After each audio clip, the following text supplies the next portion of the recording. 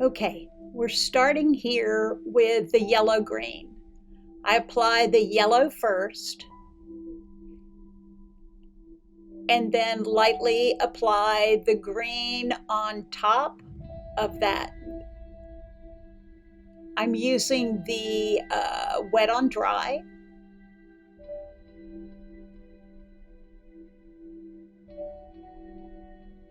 Now I'm doing the center of my flower with the yellow-orange, yellow first, orange on top.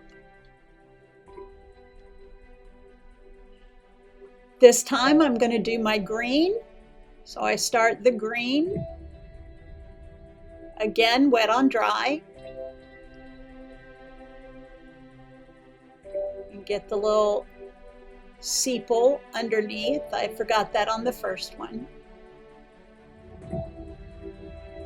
You can use a dry brush to absorb extra moisture. That's what I was doing. And now I'm cleaning out the yellow because it got too much green in there.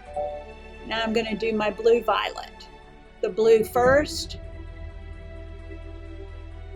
and then dab in the violet.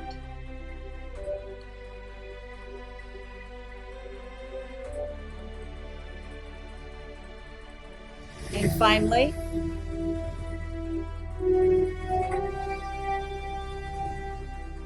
I'm going to do my red-orange. I'm going to put the orange in first because it's the lighter. Then I'm going to put the red on top of it.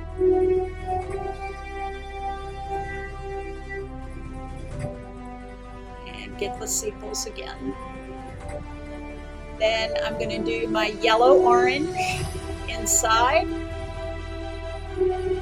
Yellow first, then your orange. Let those dry, and then you're ready to put in the background. This is a wet on wet. I'm starting with my violet, wetting the area first, and then pulling that value up into the painting. I know it's hard to see, but I'm just gently going over the outline of that flower around the edge. You'll be able to see where I'm doing it later. I honestly think the dark green background that I'm doing this on is affecting my contrast, so it gets too glary. I apologize. This overhead camera I'm using is new for me. Still putting in the violet. So my split complementary is the violet, yellow, green, yellow, orange.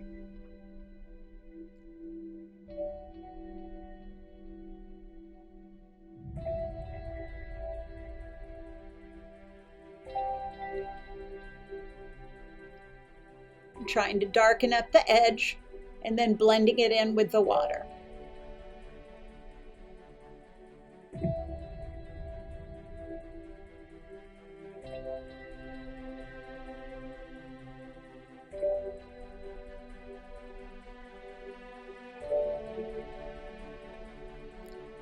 Now I'm going to do the orange, wet on wet, putting the wet down first, and putting in the orange wash, blending it up, and then gently working around the petals.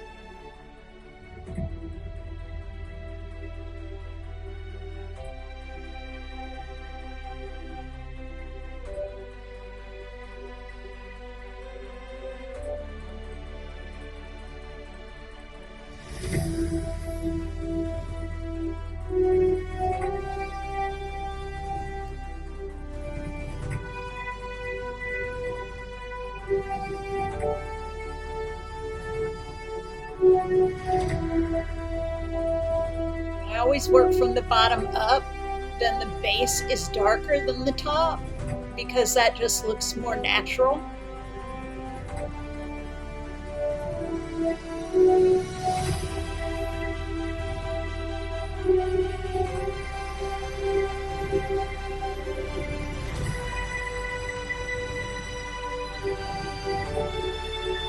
kind of see the violet one better. Cutting in that orange around those petals.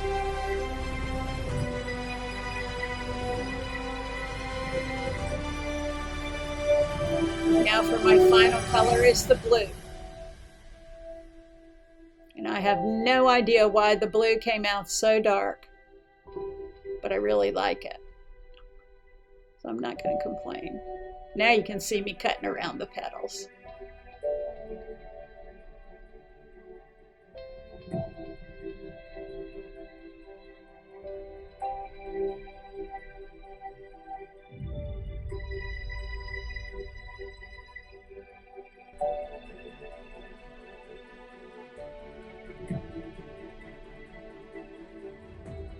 Before I did this background, I made sure that the stems were dry, so I wouldn't have excess bleeding if I could avoid it.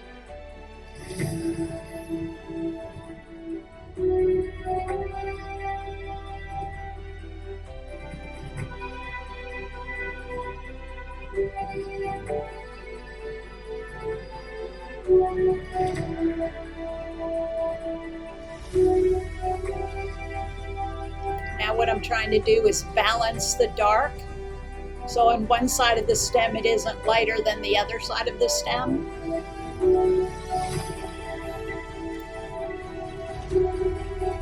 Now I'm going to try a similar thing on the violet.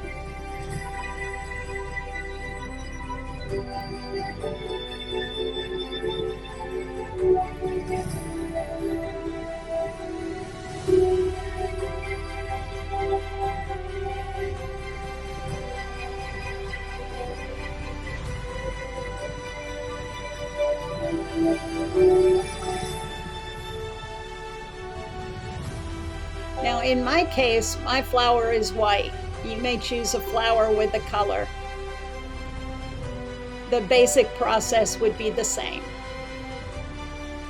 Just balancing out my blue again.